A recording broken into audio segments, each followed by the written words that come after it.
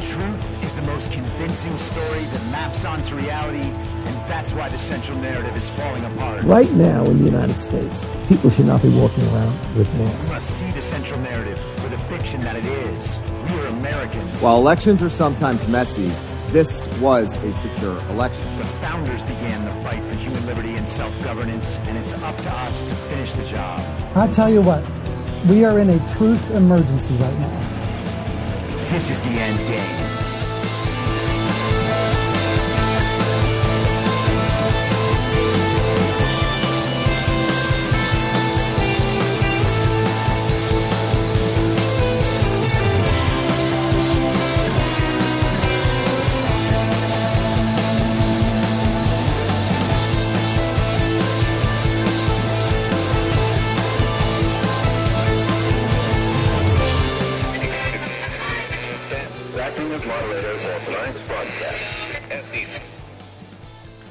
It's Tuesday, July 18th, 2023, the 909th day of dystopia. I'm your moderator, Chris Paul. Let's be reasonable. A warm welcome and hello to all of you listening to the podcast on the day of its release. The only way to do that is by becoming a paid subscriber at imyourmoderator.substack.com. You can do so for as little as $50 a year or $5 a month. And in doing so, you will be supporting me, the work I do, and this show as it expands. And if you can't, or you simply don't want to, continue listening to the podcast for free a couple of days later on a wide variety of podcast platforms and, of course, Rumble. All I ask is that you share it with your friends. You can find the links to the podcast, the writing, the social media, and the merch site by visiting linktree.com/I'm your moderator. So yesterday we talked about how people have this habit, and we all do. It's something that has been inculcated over time. But a habit of accepting default explanations for things, even though we can't support the substance, truth, or validity of the content of those default explanations. We use these default explanations as foundations for other beliefs without actually fortifying the default explanation, or even in many cases checking to find out if it's true. And I've discussed over the last couple of episodes some key foundational misunderstandings that really do change our whole calculus and our whole understanding of politics as we have always known it. The fact is that our elections are not free and fair, not safe and secure, and the reported results do not accurately reflect the will and intent of the American voter. Believing that our elections are good to go leads to a whole range of other beliefs that are totally unsupportable once you have reconciled that foundational understanding and corrected it. If we can't trust that the reported results of an election accurately reflect the will and intent of American voters, then we have no basis for making judgments about different classes of voters whose vote as a class has already been misrepresented in the reported results. And then similarly, if we aren't given accurate information about how many Americans there are of eligible voting age in this country, then how are we just supposed to sit idly by while they tell us that the total voter turnout for the 2020 election was able to jump a full 20% over the 2016 election? How do our ideas about the country change if we have only 225 to 250 million American citizens in this country? Because something about what we're being told absolutely must be false. And upon realizing that, we have to realize that all our other beliefs based on this understanding of who we are as a people have to be immediately put into question or doubt. You got to be skeptical about them, if not dismiss them completely. And so my point in taking so much time to go through these things is that we have to shed this historical understanding, what we knew of politics before this era. We have to get rid of all of it, or at least put it all into question and into doubt, because a lot of our critical assumptions about who we are and how we vote and what we as a society think are reliant on things like those census numbers that, if not wholly falsified, which they may be, are at least misconstrued and miscommunicated to the American public. without actually traveling around to all the states and trying to meet people and listen to them about their problems on the ground, we really don't have much way of knowing what we as a society think. And so we are inclined to accept the media's story about who we are because everyone is given all of the same ideas. And when we check with other people, they're like, yeah, well, everybody knows that. Everybody knows we've got about 330 or so million people in this country, and they think that that's all Americans, even though it's not and doesn't claim to be. So everybody knows that thing's wrong. Everybody knows that 95% of black Americans vote Democrat and support Democrats with the whole of their being because Democrats are the anti-racist party based on the fact that so many black people vote for them. Goes right around in a circle, makes no sense, but everybody knows it. It's common knowledge. It's foundational knowledge. Now, there aren't too many people that go around the country trying to figure out what normal Americans think. There might only be one of those, and that would be Donald Trump, who actually does go do rallies all around the country in front of normal Americans where he listens to their reactions about the things he's saying. And through doing that and talking to politicians on the ground, community leaders on the ground, businessmen on the ground, people like police and fire and military, Trump gets an understanding of how people around the country are really doing. But everybody knows we can't trust Trump. He's a dumb narcissist who can't control himself, is always focused on his own power and image in the short term. He's lazy and stupid and selfish and blah, blah, blah, blah. All the things about Donald Trump. He couldn't possibly have a better read on what the country actually thinks than we do. I mean, we read the news, we look at the polls, we know the results of our elections. That is the best way to know about what everyone else thinks.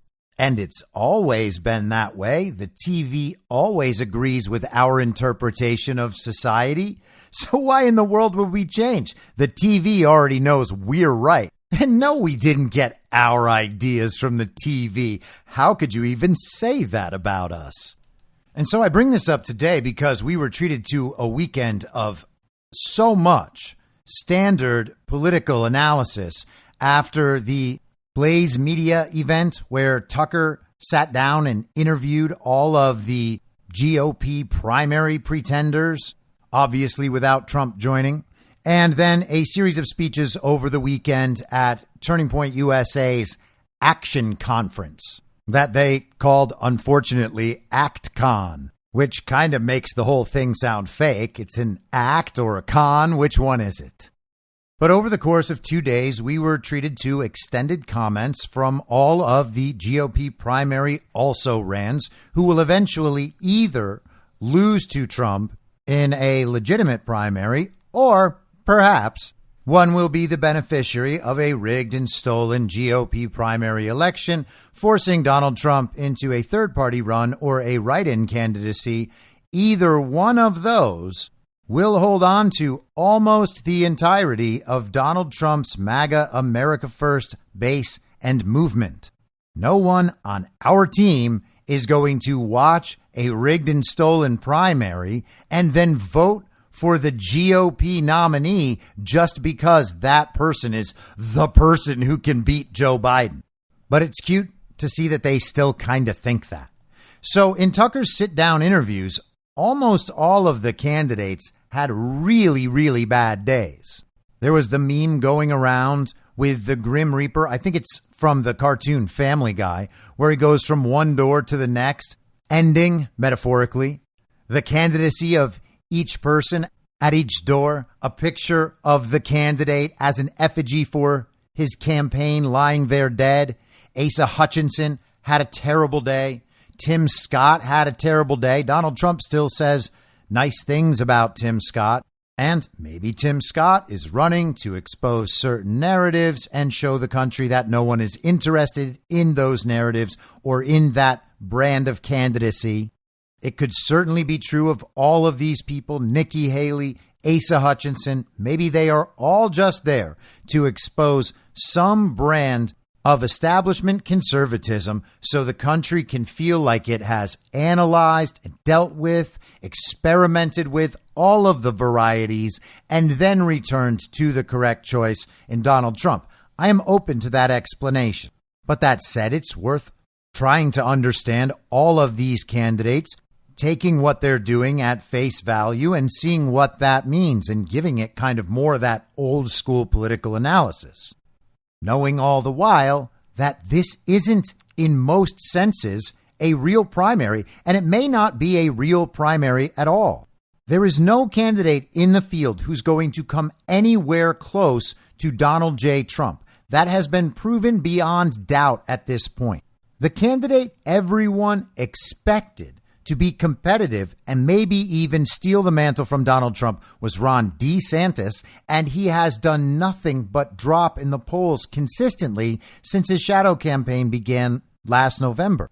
In many people's eyes, he's not even in second place anymore. So to the extent that any of this is real, the only purpose of this is to keep someone in there who is seen as a viable alternative to Donald Trump in hopes that they can either lock Donald Trump up and make his candidacy untenable, they think, and that would ultimately fail completely, or just straight up rig and steal the thing. But even if they're intending to do that, they need someone to seem like a viable replacement. And it doesn't seem like that's an option either. So Tim Scott was boring. He failed on answers about Ukraine, as basically all of the candidates up there did. Nikki Haley actually outperformed a bunch of her establishment colleagues. Asa Hutchinson has been treated to overwhelming rounds of booing all throughout the weekend, which means either Walmart needs to find a new candidate fast, or Asa Hutchinson is just another whipping boy to show the public exactly why the Republican establishment is so worthless. And Chris Christie spent the weekend complaining about Donald Trump on cable news. But the two people who got the most headlines over the weekend were Mike Pence and Vivek Ramaswamy. Mike Pence was his normal, boring, milquetoast self, which is fine. That's just who Mike Pence is. He may go down in history as the person who ultimately gave America away, or he may go down in history as a great patriot who took one for the team about as hard as anyone could possibly take one outside of Donald Trump. But no matter how history ultimately judges Mike Pence is still a rather boring speaker. And hey, maybe he's doing it on purpose. If you love Mike Pence, understand that I'm not going after Mike Pence. I'm just saying he's kind of boring. But he had a major gaffe. And here's the audio from that. Vice President, I know you're running for president. You are distressed that the Ukrainians don't have enough American tanks. Every city in the United States has become much worse over the past 3 years. Yeah. Drive around. There's not one city that's gotten better in the United States. And it's visible. Our economy has degraded. The suicide rate has jumped. Public filth and disorder and crime have exponentially increased. And yet your concern is that the Ukrainians, a country most people can't find on a map, who've received tens of billions of U.S. tax dollars, don't have enough tanks. I think it's a fair question to ask, where's the concern for the United States in that? Well, it's not my concern. Tucker, I've heard that routine from you before, but that's not my concern. I'm running for president of the United States because I think this country's in a lot of trouble. I think Joe Biden has weakened America at home and abroad. Now, Mike Pence got absolutely savaged for that response. And we discussed this whole thing and the character of Mike Pence on Devolution Power Hour Saturday night. So if you want an extended discussion of that, head there for that. But John Patel Patriot made a great point during that episode. And he said that Mike Pence was not saying that's not my concern about the status of America and the American people. He was refuting Tucker saying this. Listen to this section once again. This is what John believes Mike Pence's comment was focused on, and I think that he's exactly right. Your concern is that the Ukrainians, a country most people can't find on a map, who've received tens of billions of U.S. tax dollars, don't have enough tanks. So Pence was saying, that's not my concern. It's not my concern that Ukraine doesn't have enough tanks and that we haven't sent enough money there. He's saying he's actually concerned about the whole range of issues, but he still thinks that Ukraine policy should look a certain way, and he was pushing for the way he thinks it should look. Now, you don't have to agree with that. You don't have to think that's a good response, but it seems pretty clear that Mike Pence was not saying that America is not his concern. So I don't think we need to savage him for that. Now, Vivek Ramaswamy made it through most of the weekend in great shape. In fact, he was having his best moments. He was finishing ahead of Ron DeSantis in polls over the weekend, the straw poll at Turning Point, and in public polling about the primaries. He is beginning to catch up with Ron, in some places move ahead of Ron, because people have pretty much reached the point with the Ron DeSantis thing that they understand it's not going to work. And whoever they believed Ron DeSantis to be before last fall, he is clearly not that guy. He ran for re-election for Florida governor. He got them to at least attempt to change the law to allow him to run. And he seems to be completely ignoring Florida throughout the entirety of this second term as Florida governor. Whatever the thing was from the beginning, and whatever the analysis now, this thing has not worked and will not work. And the longer they do it, the more people recoil from Ron DeSantis. You don't have to like that fact. You don't have to hate Ron. But it's better if you would recognize reality. And reality is that Ron DeSantis is not going to come anywhere close to President Trump by selling some strange version of Trump light that no one wants. Lying about COVID, lying about vaccines, lying about wokeness, and lying about election fraud are not the pillars of a good anti-Trump campaign, it turns out. Aside from the people in Ron's organized info op online, no one gave Ron even passing grades on his performance with Tucker Carlson. He looked petty. He sounded whiny. He looked uncomfortable. At one point, his entire body freaked out, and the clip of that went viral. He did this weird thing where he just snapped into this position where he's sitting up straight and creepily licking his lips as if he had just caught a fly. So his presence was bad and his answers were bad. And that's because there is no anti-Trump, pro-Ron argument that is not simultaneously stupid, dishonest, and immoral. But they're still pushing it. Last night, they came out with another round of let's blame Trump for the vaccine and tell him that he has to denounce the vaccine or else no one's going to vote for him in a rigged election 16 or 17 months from now in a race against Joe Biden. Or maybe what, Liz Cheney? They're going to still just keep trying to pin the vaccine thing on Trump and make Trump take responsibility so that everybody knows Trump is responsible for the vaccine that he's not responsible for, did not create, and did not mandate. And Trump will be responsible despite the fact that he gave everyone every reason they needed to understand that COVID wasn't all that dangerous and didn't require a vaccine. And in fact, there were all sorts of therapeutics and treatments if only the government wouldn't prevent people from getting them. And of course, letting everyone know all of that means that there was absolutely no justification for the emergency use authorization under which that vaccine was released. But sure, Trump should take responsibility for all of that by denouncing the vaccine. Even though there's really no one in the world who's taking the vaccine because of Trump, and I suspect that there's virtually no one who ever did. And despite the fact, of course, that Trump is now saying in virtually every speech, not that these people would ever watch a whole Trump speech, but he's saying in virtually every speech that he would remove all federal funding from any school or university that mandates masks or vaccines. So that means no child has to get vaccinated ever again. That's an awfully strange policy for the guy who's responsible for the vaccine, isn't it? But I know he took $1 million donation to his inaugural. And for that $1 million, the man who lost $2 billion while in office decided to make himself complicit in genocide, even though he had always spoken out against vaccines prior to that. $1 million was all it took for this billionaire to stop fighting the deep state and instead take their side in genocide.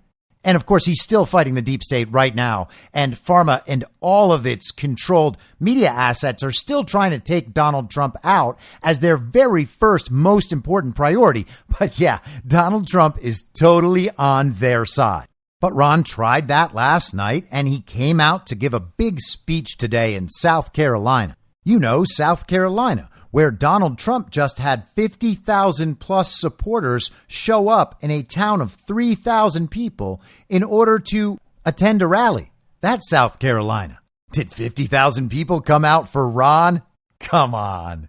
No one would ever believe that. Did 50 people come out for Ron? Isn't it amazing that you would have to actually check to know? Because it's absolutely no guarantee that Ron DeSantis can attract 50 people to anything. Nearly all of Ron DeSantis's prior support was from Trump supporters who now see him as a disloyal tool of the regime. And rather than understanding that Ron DeSantis now clearly has painted himself as a traitor to the country, willing to make himself complicit in the treason that was committed with the usurpation of our government, their analysis holds on to the idea that Trump is just a terrible meanie and bad guy, and that all of his supporters are cult members, even though we're the very people who were most likely not to get that vaccine he's totally supposed to take responsibility for. Well, how does that work? So Ron DeSantis gave a speech today where he blamed Trump for all sorts of things and talked about how he would be the one to actually do all the things that Trump didn't quite finish doing. Ron DeSantis is basically making the case that he will finish the job. And that's funny because that's Joe Biden's slogan, that they're going to finish the job. And it's no surprise that with moments like this in Ron's speech today, people are beginning to compare Ron DeSantis to Kamala Harris. Between being brought up on criminal charges and doing things like, for example, I think it was shown how he was in the White House and didn't do anything while things were going on. He should have come out more forcefully. Of course that. He definitely should have done things. But the worst part of the Ron display today was that his podium says mission first. And so comparing mission first to America first, which one of those sounds like the guy who actually wants to put America first? And it kind of makes you wonder, if it's not America first, what is your mission? And of course, Ron has mission first on his podium to present himself as a former military man, because apparently someone in his campaign thought that would be a good new way to rebrand Ron DeSantis for maybe the 100th time since the campaign started 2 months ago. You know, back when his name was Ron DeSantis. So all of that has been a disaster. And the truth is, with this movement, what we have are people who are mad at the only guy who has done anything to help, because he didn't do everything and fix everything yet. And because he didn't do everything to fix everything yet, they want to replace him with just about anyone, regardless of whether or not they've done anything, or even suggest that they might do any of the things Trump has already been doing. Trump's agenda did not exist before Trump. And the idea that these other candidates are somehow going to pursue agendas that Trump brought to the fore, even though they opposed them prior to Trump, makes absolutely no sense. Let's replace the guy who was in the middle of fixing things until the election got stolen with the very people who helped that stolen election get confirmed and covered up. Yeah, that'll totally take down the deep state. So the reviews after all of this, and we'll talk about Vivek in just 1 second, but the reviews after all of this were that Tucker systematically destroyed all of these GOP also-rans, these pretenders, these candidates in what may very well be a completely fake and fictional primary that exists only as a show. And Tucker has had praise heaped on him all weekend. And again, I like Tucker. I've talked about Tucker plenty of times on this podcast. But what he's being praised for right now as an outstanding journalist, which, by the way, he may well be. But all the praise is coming because he asked totally normal questions, things that normal Americans want answers to from these candidates. That's all he did, and that destroyed these candidates.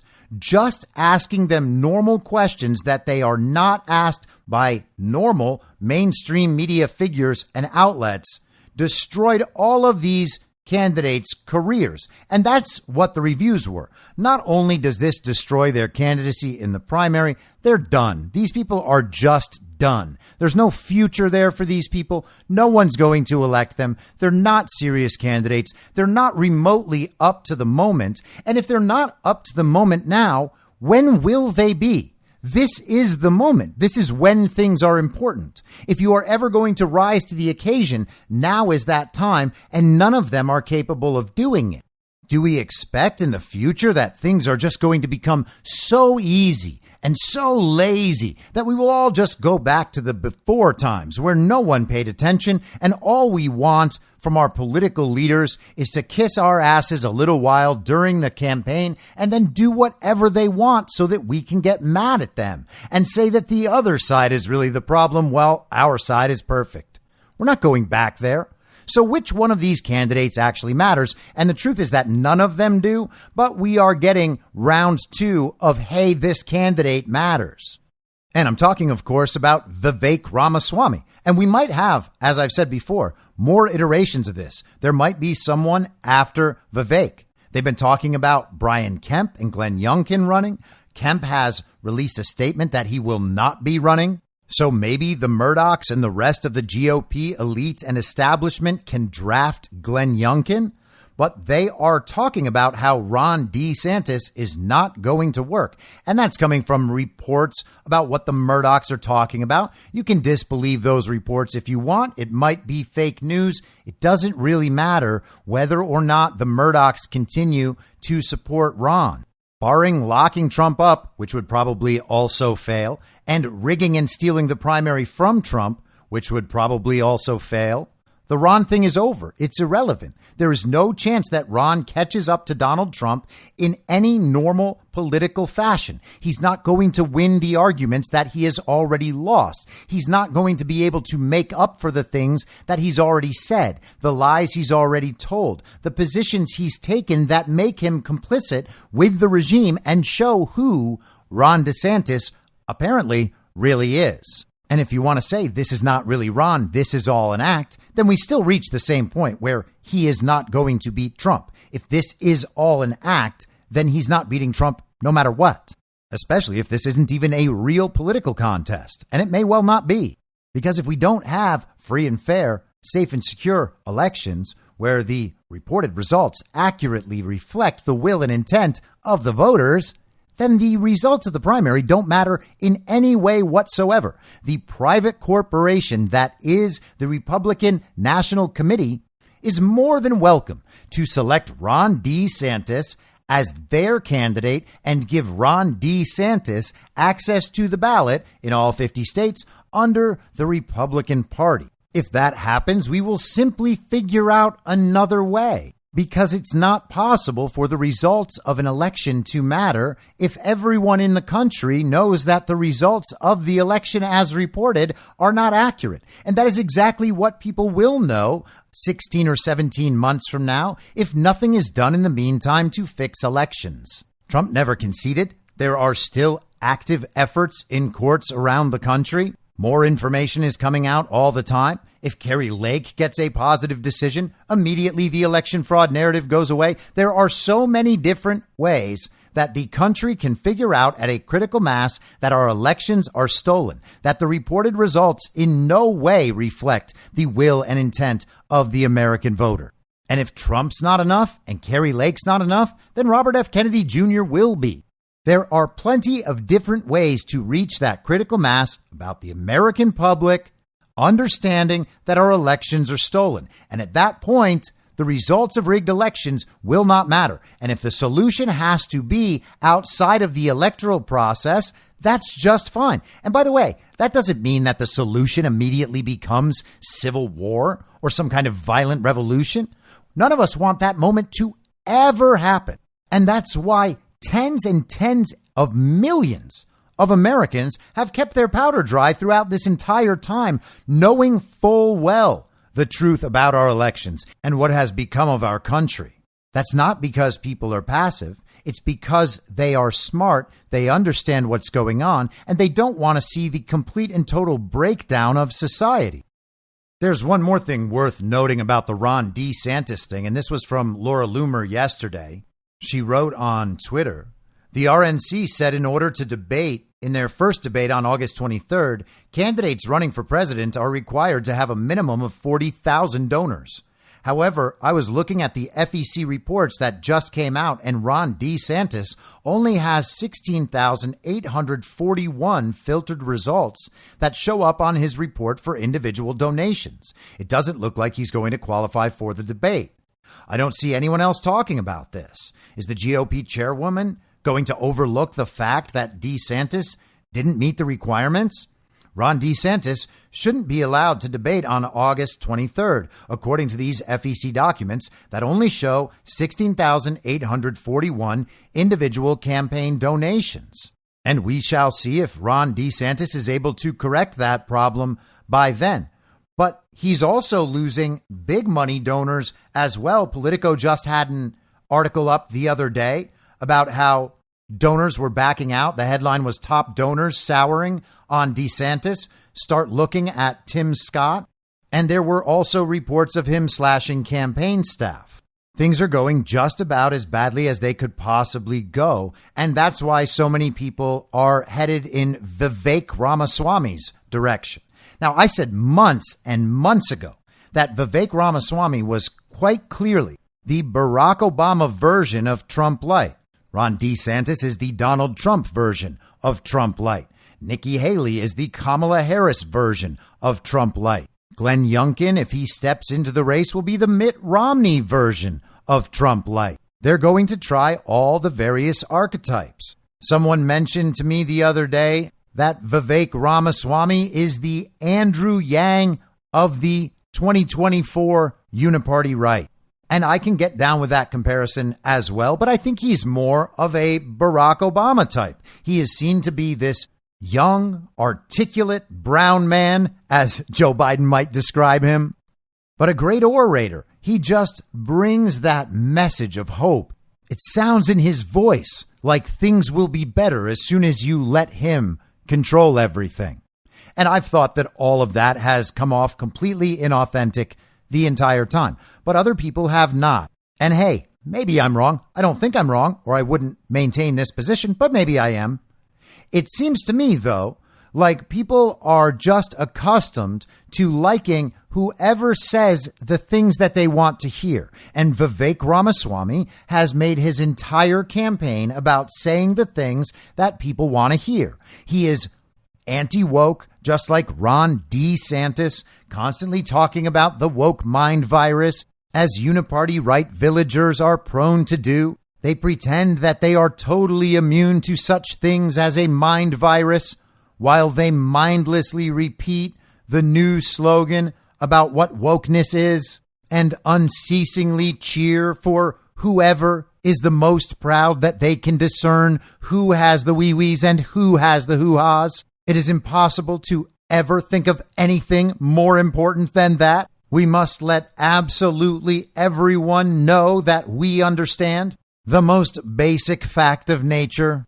And Vivek tries to present all of his very poorly thought through viewpoints in the language of MAGA so that he can appeal to MAGA. People like to think that there is someone young out there, someone who will be attractive to Democrats because we're thinking about everything in our old school political analysis. We are thinking that certain characteristics about a person, like his age and his skin color, might be really attractive to certain demographics that we need to compromise with and woo in order to win an election, even though the elections are rigged. Trump needs to run alongside a woman. Trump needs to run alongside someone young. Trump needs to run alongside a man of color. Trump needs to run alongside someone who can reach the intellectual class by being a wonderful orator like Barack Obama or Vivek Ramaswamy. That is what Trump needs. Hey, Trump doesn't need anything. We already got the country.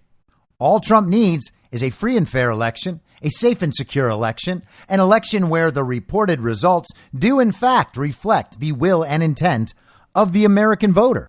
And Trump wins. So we don't need to begin compromising and playing demographic games based on unchanging identity characteristics in order to please the left, who already hates Trump and isn't going to change their minds until they wake up. And the same holds true from the villagers on the uniparty right, who are all supporting Ron DeSantis right now. And if all the establishment types are supporting DeSantis over Trump, what in the world leads anyone to believe that Ron DeSantis is the guy to go after the deep state rather than Donald Trump, who has actually already been doing that and whose entire purpose in American politics is exactly that? It does not make sense. And people have realized it does not make sense, which is why they're so attracted to Vivek, because he's saying what sound like the right things. But unfortunately, they're not the right things. One of his big moments the other day was saying that the J6 insurrection was caused by censorship. No, it wasn't. He said that people went down to the Capitol and acted out the way they did because they weren't allowed to express themselves in other ways. Now, it's true that they weren't allowed to express themselves in other ways, but that's not what January 6th was about. January 6th came about because an election was stolen, and none of these people are out there saying that firmly and consistently. When they're asked about it, they will muddle their way through an answer. Oh, the election had some problems. And we need the states to be focused on election integrity going forward, because that's where the solutions are going to come from. It's at the state level. We're just going to change some laws once we can get the Democrats and the uniparty right Republicans to agree. I said the other day that I wish Tucker had asked all of these candidates, what have you been doing for the last nearly 3 years in order to ensure that the 2024 election is free and fair, safe and secure, and the reported results accurately reflect the will and intent of the American voter? And how would they have answered that? Well, all of them would have failed in their response, because the truth is they've all done either absolutely nothing or virtually nothing to ensure that the 2024 election is legitimate. None of them have lifted a finger. They don't talk about it. They're not trying to expose it. DeSantis set up some little lame task force and then signed a bill that actually reduced election integrity in Florida. He has presided over countless stolen elections in Florida, the most recent being the Jacksonville mayoral race. It also just so happens that their candidacy, to the extent that their candidacy is legitimate, will only serve to cement and cover up the stolen elections of the past. Donald Trump is the number one fighter for election fraud in the country. He is the one who has let everyone know, shown everyone, that it's a problem. If any of these guys were to actually win, that would basically make it so that no one pursues election fraud ever again, because they'd be the beneficiaries of the rigged system. So the people who have done nothing and are actively working to ensure that elections remain rigged forever, these are the people we're going to trust to fix elections? Of course not.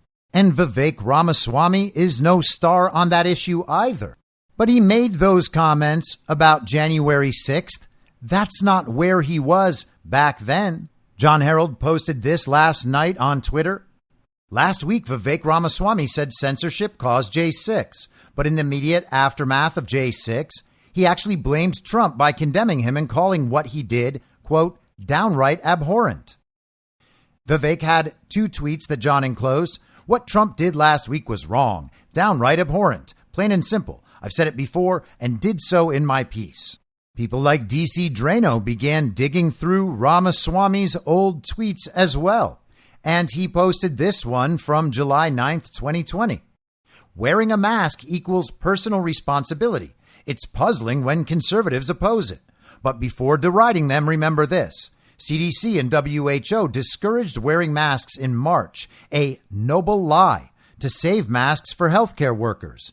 Institutional lying erodes public trust in science. So apparently he understood that the science was willing to lie in order to preserve protective equipment for doctors and nurses, healthcare workers. But then at some point, the science admitted that they lied before, but for a good reason.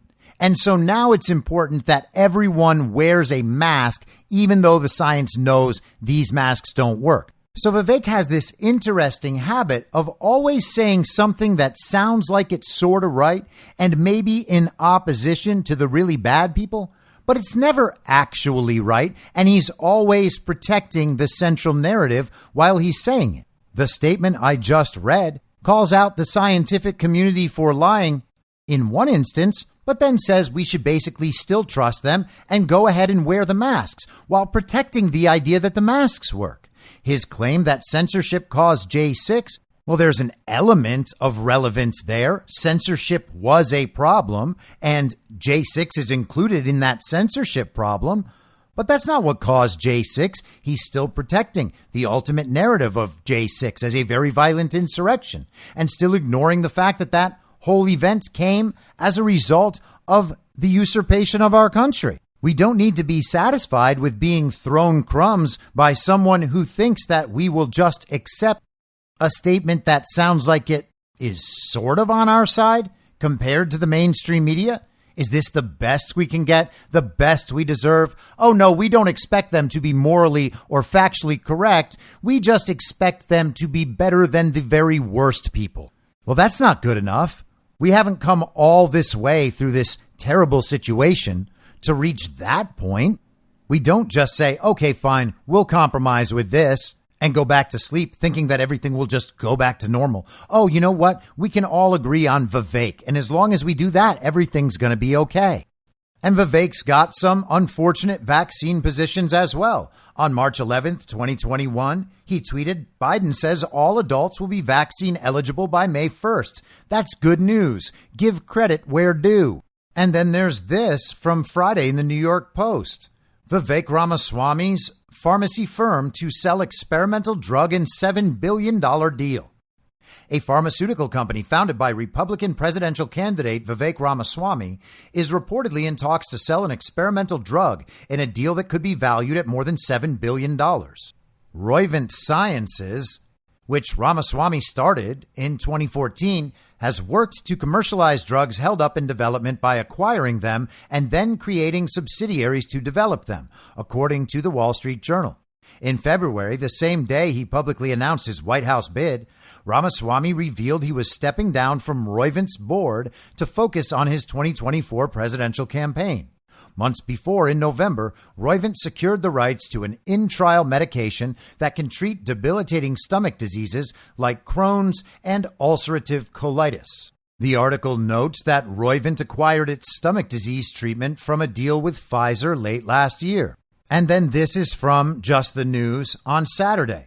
Pharmaceutical firm tied to 2024 candidate Ramaswamy tangled in lawsuits on COVID vax technology. A pharmaceutical company tied to 2024 GOP presidential candidate Vivek Ramaswamy is involved in lawsuits over COVID-19 mRNA vaccine technology. Genevant Sciences, a portfolio company of Roivant Sciences, is suing Moderna and Pfizer over patented vaccine technology while also being sued by another biotech company linked with Pfizer's vaccine. Ramaswamy founded Roivant Sciences and was CEO of the biotech research company from 2014 until 2021. He continued as chairman of the board until February of this year before he stepped down. Now, it's totally possible that Vivek has always had the best of intentions, even throughout his associations with the World Economic Forum. We went through this last week when we talked about judging the character of strangers. There will definitely be more to learn about Vivek Ramaswamy, but we cannot just assume that this guy, who was clearly not MAGA, not America First before, has seen the light and become this staunch conservative that is going to be the young man to lead MAGA into the future. And he's so good, such a wonderful orator, so hopey and changey, that we can just ignore Donald Trump, brush Trump aside, and replace him with the newer, better model who will appeal to people who think that their college degree actually makes them very, very smart and informed. The point is that he must be vetted, and the words he says on stage to impress us and connect with us are not sufficient to earn our undying trust for a man who has not been vetted. Everybody must be vetted. We talked about that in that same episode last week. All good, vet everyone. Maybe Vivek Ramaswamy is much better than I'm giving him credit for. Maybe he has a role to play in all of this in the future. But right now, there's no reason to believe that. And I think that if people watch him, they will begin to see what I'm talking about. His answers sound okay without actually being right and without actually being America First. And here's another example. On the China-Taiwan situation, he says to burnish his image as a supporter of the Second Amendment that the solution is to give all the Taiwanese AR-15s. That's what's going to solve the China problem. As if it's somehow presidential to suggest that Taiwanese citizens take up arms against the Chinese while we have a one China policy in regard to Taiwan. That might sound tough. It might sound very Republican, very pro-Second Amendment, but it's an absolutely terrible answer by any measure. So what I think we're seeing here is something I talked about a few weeks ago. I think we're going to get the spotlight shined on all sorts of different candidates throughout this process. Ron has been in the spotlight. Ron in the spotlight was a complete and total failure. Now, if that was the intent of the entire Ron thing and he took one for the team and he did his job, then he did that job spectacularly. I hope we find that out in the future for Ron's sake, and I hope Ron will be a valuable contributor to the cause. But this is all a part of the vetting. It's good that we are getting a test run with all of these different candidates. You say you don't want Trump. You say you don't think Trump is the right guy. Well, fine. Let's go on a test drive with all these other candidates, and you figure out which one you think is going to turn this country around, put everything on the right track, take on the deep state and win, fix our elections, remove us from foreign wars, restart our economy, end illegal immigration, fix our currency problems. We're going to look to one of these smaller figures that have virtually none of their own ideas, that are easily destroyed by the first journalist who asks them normal questions about things Americans want to know, about things Americans prioritize. It's an absolute clown show. But it's necessary because the media created such hate for Donald Trump. It really is a hate movement. And even people who have voted for Trump before, people who have been Republicans for their entire lives, were subjected to that hate movement and partially convinced by it, because the hate movement promises that everything is going to be easy. We just need to get rid of this one bad man and all his supporters by whatever means necessary. And after that, we can go back to normal, and you guys can just argue about normal politics while we introduce all of these new agendas. Everything is going to be perfect. But we can't advance forward on any of that until you help us eliminate Donald Trump. And it turns out a lot of people signed up for that project, and virtually none of them have any idea why. And as taxing as it is on one's ego to accept and admit that, and then turn in the other direction, it's still what has to happen. I've done it. Many of you have done it. We are watching people in society wrestle with doing it now because they'll get there on many things, but they don't want to give up that Trump hate. They want to tell themselves they were definitely right about Donald Trump. Because if they weren't right about Donald Trump, what were they right about? And they're not okay yet with having been wrong about a whole lot of important things. Maybe people won't think they're smart anymore. Maybe they will be shunned and ignored by their family or their friends, which should tell you something about the quality of their family relationships and their friendships. If your family and friends are going to reject you at this point for defending Donald Trump, you got some awfully weird relationships that you might want to reconsider. But people have been convinced they might lose their job. They might lose their standing in society. They might be embarrassed in one way or another. People might mock them. They might make fun of them. They might say mean and terrible things about them. And these people all know that that's true because all of these people participated in doing that very same thing to other Trump supporters. And I say that, by the way, as someone who participated to whatever degree in doing that same thing back in 2015 and 2016, because I thought Trump was stupid. I thought Trump was a racist, and I thought his supporters must be absolutely insane not to see it.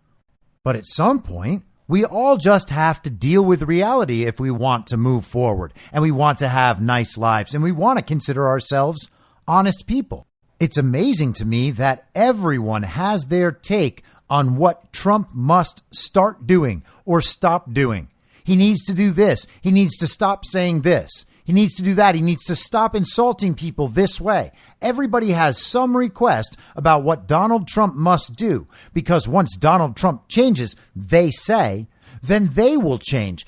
If Donald Trump just did what they want, they would then support Donald Trump full-throatedly. They would support Donald Trump publicly. They would make the argument why others must support Donald Trump as well. Except they won't do any of that. All they're doing is trying to give a rationalization why remaining in the hate movement is good and true and proper for them from their perspective, so that they don't have to admit they were wrong about Donald Trump and then deal with the consequences. There can always be one last thing that Donald Trump did wrong or does wrong that they can say, well, I just can't support Donald Trump at any cost unless he changes his position on this one thing. And it's funny because they always revert to the same thing. Why can't Donald Trump ever admit he was wrong? Hey, guys, why can't you admit that you were wrong about Donald Trump? Huh? Why can't you do that? That shouldn't be all that hard, right? Donald Trump did great things as president, and people at large are coming to see that. There's not even that much punishment anymore for supporting Donald Trump and defending the job he did. You're not diving into rough, shark-infested waters to save someone. You're slowly dipping yourself into a lukewarm hot tub. It's going to be just fine.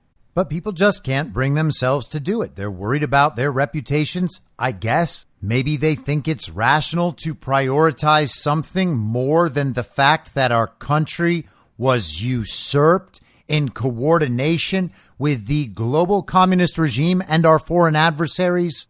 But that argument is ultimately doomed to fail. So it seems like it must be reputational. But here's the thing.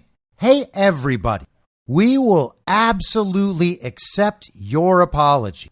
Most of you who identify as Republican don't even need to apologize. You can just say, hey, guys, I got this one wrong. Don't know what I was thinking.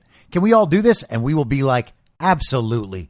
Welcome aboard, friend. Welcome aboard, my fellow American. We have been waiting for you to arrive.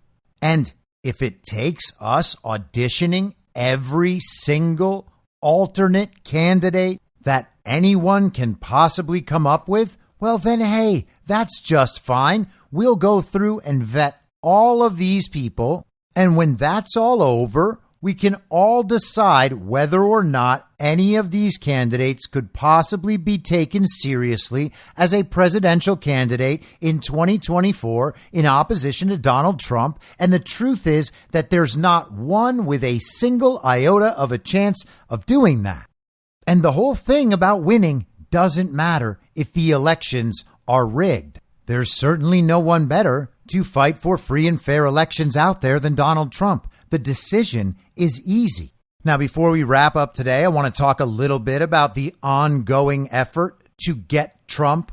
The walls happen to be closing in later again, and so we've got to keep updated on it. Yesterday, John Solomon from Just the News reported this.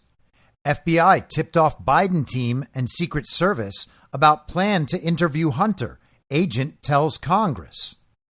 A recently retired FBI supervisory agent told Congress behind closed doors Monday that the Bureau tipped off Joe Biden's team and the Secret Service in late 2020 about a plan to interview Hunter Biden in his criminal tax probe, corroborating allegations from two IRS whistleblowers. The FBI agent who worked alongside IRS whistleblowers on the Hunter Biden case when he was assigned to the Wilmington field office gave his account in a transcribed interview before the House Oversight and Accountability Committee, providing fresh evidence of alleged political interference in the treatment of Joe Biden's son, and he could have said in the lead up to the 2020 election. He corroborated several aspects of the account IRS whistleblower Gary Shapley and a second agent gave Congress last month, including that law enforcement's plan to conduct a surprise interview in early December 2020 with Hunter Biden about alleged tax crimes was foiled by the tip-off. The agent, whose name wasn't immediately made public, said the Bureau told both Joe Biden's transition office and the Secret Service, creating a tip-off that thwarted the planned interview. So once again, another blatant example of the two-tiered system of justice. They will do anything and everything to pursue Trump, to get Trump. They need that silver bullet. The walls are always closing in later again.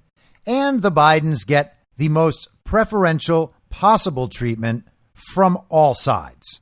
Even though Joe Biden is a demented old pervert who has spent 50 years being paid by taxpayers to be the most corrupt man in American political history by a long shot, to sell out the interests of his constituents to big business and foreign adversaries, and then to have his crackhead whoremonger of a son travel around the world closing these deals on his behalf. John Solomon added this report today in Just the News.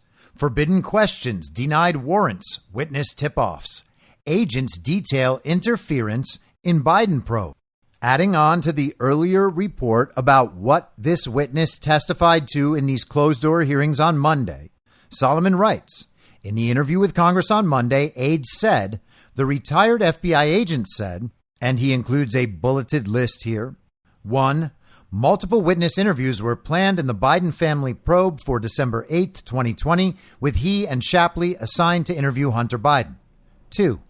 Late on December 7th, 2020, Shapley and the FBI agent learned that FBI headquarters had notified Secret Service headquarters about the Hunter Biden interview and that the Biden transition team was also notified, contrary to the original investigative plan. 3.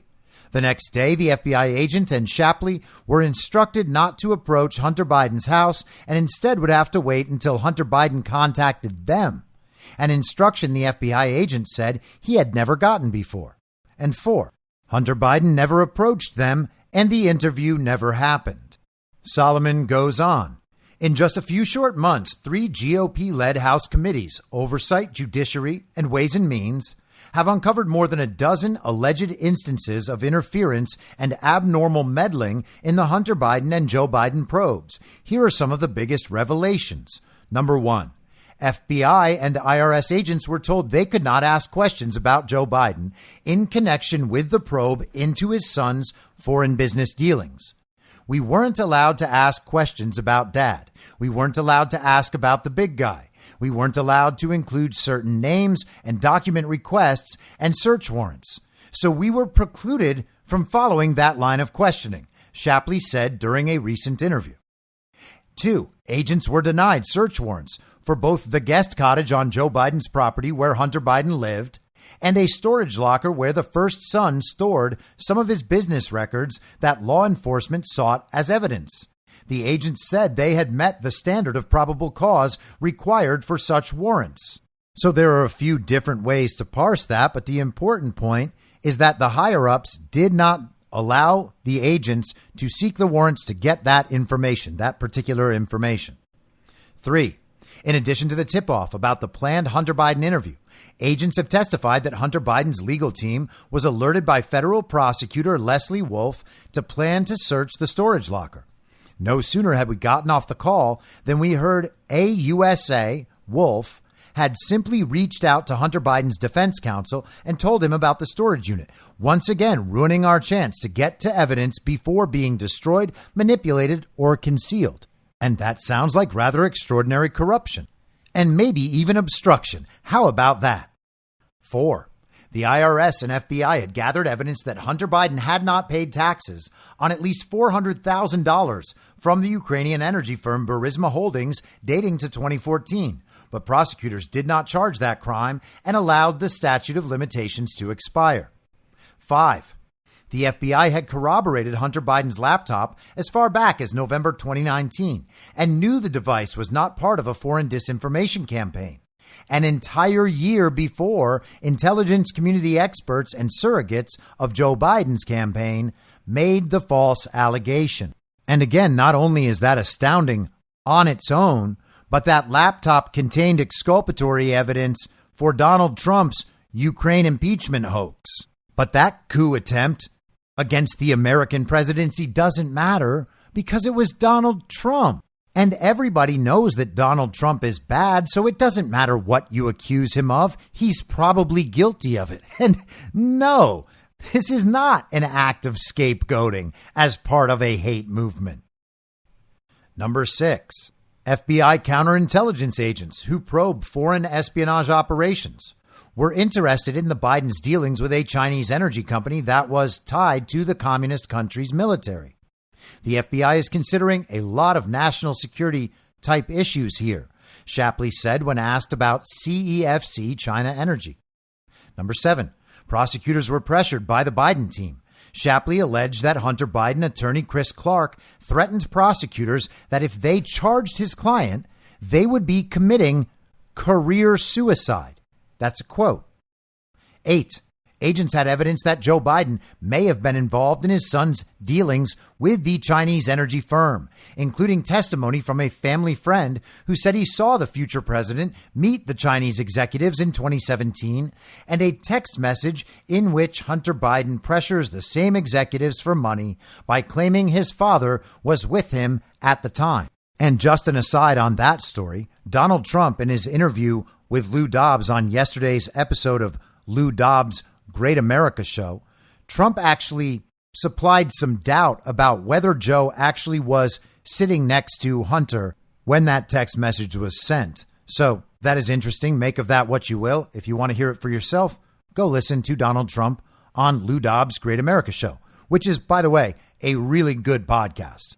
And number 9, prosecutors failed to share with the IRS agents and FBI informants evidence that a Ukrainian businessman may have engaged in a scheme to bribe Joe and Hunter Biden with $10 million. So that's a whole lot of covering up for Joe Biden and Hunter Biden and the entire corrupt political criminal enterprise. Now, Speaker of the House Kevin McCarthy had a video cut together that he played for members of his caucus as they prepare for upcoming hearings about Biden corruption. Marjorie Taylor Greene put out that video today. She wrote, "This is why Jack Smith is abusing his power to arrest President Trump. The communist Democrats are trying to win the 24 presidential election by arresting the people's president, President Trump, in order to cover up Joe Biden's real crimes." Here is the video. Vice President Biden, there have been questions about the work your son has done in China and for a Ukrainian energy company when you were vice president. In retrospect, was anything about those relationships inappropriate or unethical? Nothing was unethical. President Biden's brother and son are both under investigation. Officials are looking into their business dealings overseas. Hunter Biden's business associates sent over $1 million to 3 of their family members. Any reaction to that report? That's not true. My son has not made money in terms of this thing about What are you talking about? China. CBS News has learned that more than 150 transactions involving either Hunter or James Biden's global business affairs were flagged as concerning by U.S. banks for further review. Some of those concerns included large wire transfers. The most comprehensive statement we have is from the White House Chief of Staff, and that was earlier this week. And he said that the president is confident his family did the right thing, adding these actions by Hunter and James are private matters and don't involve the president. Gary Shapley has been at the IRS for 14 years and told us that the way the Hunter Biden investigation was conducted was, in his words, quote, outside the norm. I have never discussed with my son or my brother or anyone else anything having to do with their businesses, period. President Biden, how involved were you in your son's Chinese shakedown text message? Were you sitting there? Were you involved? No, I wasn't, and I don't. Were you? No. Shapley, who is still working for the IRS, told us that even before President Biden took office, he was directed to avoid leads involving Hunter's father. I'm honest. There were certain investigative steps that we weren't allowed to take that could have led us to President Biden. And you wanted to take them? We needed to take them. And you weren't allowed to take them? That's correct. So that basically seems like a movie trailer for the Biden-related hearings. And at the same time, they are going after Donald Trump as hard as can be. And CNN is putting the rest of their remaining credibility online to support Jack Smith. Jack Smith is now their hero for going to Subway. Here's John King explaining. One last point. Jack Smith, remember when the classified documents target letter, when Trump announced that, there was a lot of commentary. It was Jack Smith making a mistake here. Is he leaving this all to Donald Trump? And then they released the indictment and we all said, wow, we read it. We saw the documentation. We saw the level of detail. Jack Smith going to Subway today is a message to Donald Trump. Mm-hmm. Donald Trump tries to intimidate people. He tries to bully people. He tries to scare you away. That was Jack Smith with no words and a simple $5 sub in his hand saying, I'm here. I'm not going anywhere. Yeah, the imagery was intentional and spoke volumes. It really is. And now that has to be the strangest $5 footlong commercial anyone has ever seen. Now, we have mentioned many times, and Kyle, Just Human, has done extensive work on all of this last year, proposing his theory about templates in the wake of the August 8th, 2022 raid on Mar-a-Lago. Donald Trump announced that raid. Donald Trump has consistently announced his indictments before they happen. And Donald Trump is breaking news again with a Truth Social post and a presidential statement. He wrote, wow, on Sunday night while I was with my family, having just arrived from the Turning Point event in Florida, where I won the straw poll against all other Republican candidates with 85.7%. With all polls showing me leading in the Republican primary by very substantial numbers, almost everyone predicting that I will be the Republican nominee for president. And as I am leading Democrat Joe Biden in the polls by a lot, horrifying news for our country was given to me by my attorneys. Deranged Jack Smith, the prosecutor with Joe Biden's DOJ, sent a letter, again, it was Sunday night, stating that I am a target of the January 6th grand jury investigation and giving me a very short 4 days to report to the grand jury, which almost always means an arrest and indictment. So now Joe Biden's Attorney General Merrick Garland, who I turned down for the United States Supreme Court, in retrospect, based on his corrupt and unethical actions, a very wise decision, together with Joe Biden's Department of Injustice, have effectively issued a third indictment and arrest of Joe Biden's number one political opponent, who is largely dominating him in the race for the presidency. Nothing like this has ever happened in our country before, or even close. They illegally spied on my campaign, attacked me with a totally fake dossier that was funded by Hillary Clinton's campaign and the DNC, impeached me twice, I won. They failed on the Mueller witch hunt. No collusion. They failed on the Russia hoax, the 51 intelligence agents fraud, the FBI and Twitter files, the DOJ Facebook censorship, and every other scam imaginable. But on top of all that, they have now effectively indicted me 3 times The DOJ has staffed and runs the DA's office in Manhattan, with a probable fourth coming from Atlanta, where the DOJ are in strict and possibly illegal coordination with the district attorney, whose record on murder and other violent crime is abysmal. This witch hunt is all about election interference and a complete and total political weaponization of law enforcement. It is a very sad and dark period for our nation. Now, Donald Trump, of course, is right on all of that. It's not like these new charges, these new issues are going to result in some different outcome. We have seen these attempts at Donald Trump over and over and over for 8 years, and none of them have worked. Not once, not a little bit. All of them have been completely and totally refuted, to the point where virtually everyone understands that. And it's not because Donald Trump is crafty in getting out of these situations. It's because all of them are completely and totally fake from the start. And there are enough people who realize that immediately that we don't actually need to wait for years and years for the rest of the public to determine the same thing. Trump is not in danger. He is putting these statements out so that people understand what the regime is trying to do.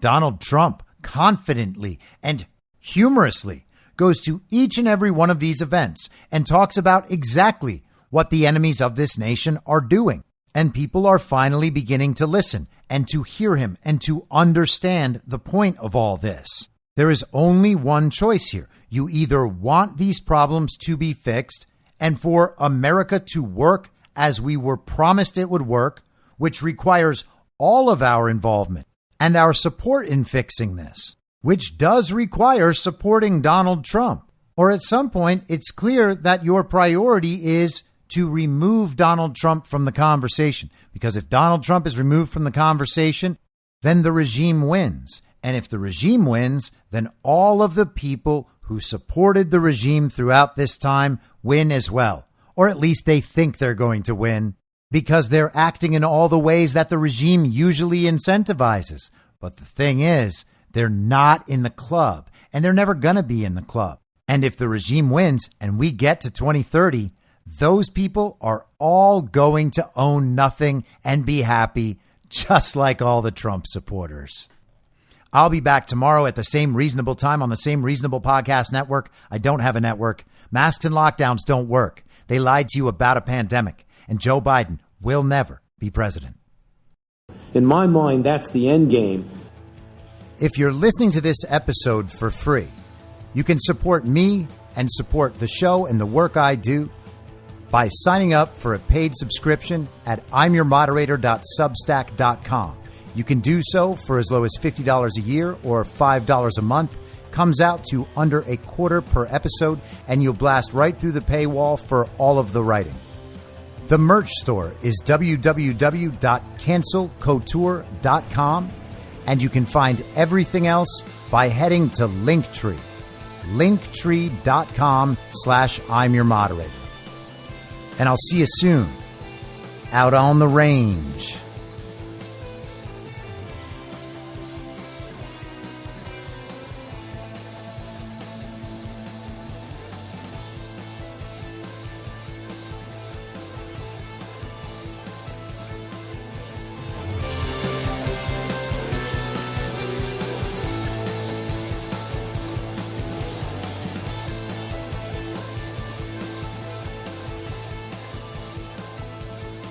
It's hell!